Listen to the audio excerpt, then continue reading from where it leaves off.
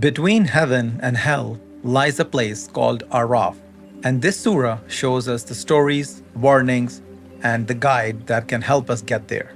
Assalamu alaikum. So today we are going to be summarizing Surah Al-Aaraf, which is the seventh surah of the Quran. The name Al-Aaraf means a place. It's a place between heaven and hell.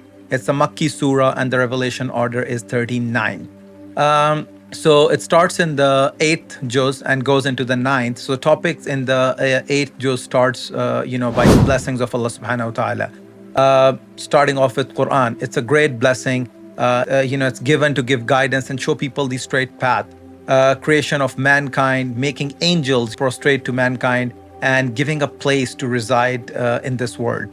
Then 4 calls from Allah subhanahu wa ta'ala with the reference of Adam alayhi salam. Ya Bani Adam.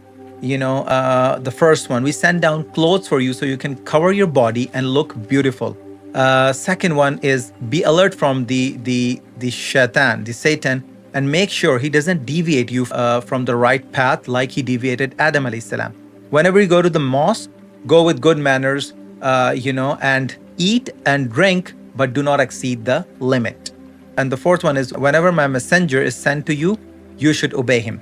Then it talks about the interesting conversation between the people of the hell and heaven. So people of heaven will say to the people of hell, do you now believe on the promise of Allah subhanahu wa ta'ala? And they will reply with a yes. People of hell will say, can you give us food and drink? People of heaven will reply, Allah subhanahu wa ta'ala has forbidden blessings on disbelievers. People of Aaraf, now those people in between the heaven and hell, will recognize the people of heaven from their faces. They will wish to enter the heaven, but they will not even look at the people of hell. They will then pray to Allah subhanahu wa ta'ala to not consider them amongst the cruel people. These are the people, who are standing there in between heaven and hell. It's those people whose bad deeds and good deeds are equal. And it is expected from, we hope that Allah subhanahu wa ta'ala's mercy will eventually lead them to heaven. Then, the surah goes on and it mentions the evidence, some more evidence of Allah's creation. So Allah subhanahu wa ta'ala created the earth and the skies in 6 days. Allah subhanahu wa ta'ala went to the arsh, his place in the sky. Allah subhanahu wa ta'ala created the system of day and night, sun and moon and stars are all under his command. Winds, is under the control of Allah subhanahu wa ta'ala. Whenever he likes, he moves them fast. Whenever he likes, he moves them slow. Clouds are under the control of Allah subhanahu wa ta'ala. Wherever he wants to pour rain, he does so. Then the surah mentions the stories of 5 nations, giving comfort to Prophet ﷺ by mentioning the following 5 nations, these 5 nations, and telling the end result of the good and the bad. And also stating that there might be a delay in Allah's court, but no injustice, never.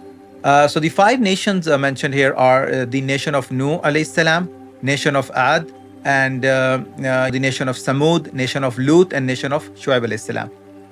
Then it goes into the 9th juz, Qala al-Mala'u, and the topics there are, there's a detailed story of Prophet Mosa alayhi salam. 2 big signs given to Mosa alayhi salam. He would throw his stick and it would become a snake, and his hand would glow after taking out from under his arm. Then it talks about the competition of Musa alayhi salam with all the big magicians called by Pharaoh. Musa alayhi salam wins the competition.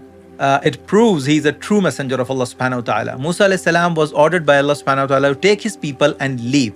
Banu Israel, that's the time when Banu Israel gets their freedom, and Pharaoh was drowned in water. Torments that came to Pharaoh, they would come to Musa alayhi salam after each torment, stating that they have understood the sign and will not disobey. But after the torment was taken away by Prophet Musa's prayer, they would return to their old style. Then another torment would befall them, and they would still do the same. Some of the torments that came to them were torment of tornadoes, grasshoppers, lice, frogs, and even torment of blood. Then there is the mention of Prophet ﷺ as the messenger for the whole mankind, whole world. No messenger will come after Prophet Muhammad ﷺ. And it's mentioned in the Torah and the Jewish scripture and the Injil, the Christian Bible. Allah's agreement with all the souls Now, the literal word means I am not, the agreement of alasto, which means am I not? So basically, Allah subhanahu wa ta'ala had an agreement with all the souls saying that, am I not your Lord?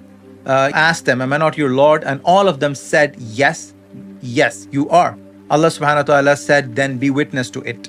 When Adam alayhi salam was created, Allah subhanahu wa ta'ala rubbed his hand on Adam's back, and all the souls that would ever come were created. Then, there is a story about Balam bin Baora. His supplication was always accepted. So Banu Israel actually came to him to supplicate for them. First he resisted, but then actually went against them and cursed Musa alayhi salam and his people. Instead, Allah subhanahu wa ta'ala brought the curse on him, on this Balam bin Baora and his people. And Allah subhanahu wa ta'ala took his tongue out and made him a dog. The surah talks about it, refers the disbelievers like four-legged animals. Those who don't believe in Allah subhanahu wa ta'ala are like animals, or even worse than them. Those who disbelieve in Allah are very shallow in His eyes. Then it mentions about the knowledge of the last day. So the people were asking Prophet sallallahu alaihi wasallam when the last day will come. Allah subhanahu wa ta'ala tells him to respond by saying, this knowledge is with my Lord, and when the time comes, He will make it obvious. It will be a big accident and it will come out suddenly.